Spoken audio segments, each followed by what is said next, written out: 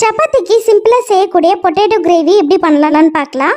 அதுக்கு ஃபஸ்ட்டு ஒரு 3 table spoon எண்ணெயில் 2 சின்ன துண்டு பட்டை, 1 ஸ்பூன் சோம்பு சேர்த்து தாளிச்சுக்கோங்க. இது கூடவே 2 கட் பண்ண ஒரு பச்சை மிளகா, கொஞ்சமாக கறிவேப்பிலை, பொடியாக கட் பண்ண ஒரு பெரிய வெங்காயம், 1 டேபிள் ஸ்பூன் இஞ்சி பூண்டு விழுது சேர்த்துட்டு இதோட பச்சை வாசனை போக நல்லா வதக்கி விட்டுக்கலாம்.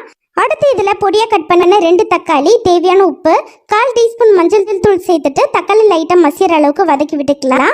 அடுத்து இது கூட 1/2 ஸ்பூன் மல்லித்தூள், 1 ஸ்பூன் தனி மிளகாய் தூள், 1 ஸ்பூன் சிக்கன் மசாலா, அப்படி இல்லைன்னா மட்டன் மசாலா சேர்த்துட்டு நல்லா கலந்து விட்டுக்கோங்க.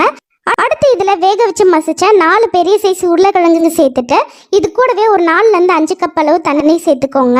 இப்போ மீடியம் ஃப்ளேமில் ஒரு 10லேருந்து 18, இப்போ 15 நிமிஷம் கழிச்சு ஓப்பன் பண்ணி பார்த்தீங்கன்னா மசாலாவோட பச்சை வாசனைலாம் போயிட்டு கிரேவி நல்லா திக்காயிடுச்சு. லாஸ்ட்டாக கொஞ்சமாக கொத்தமல்லி தூவிட்டு அடுப்பு ஆஃப் பண்ணிட வேண்டியதான். இது சாஃப்டான சப்பாத்தி பூரி கூடலாம் ரொம்பவே நல்லாயிருக்கும். கண்டிப்பாக ட்ரை பண்ணி பாருங்கள்.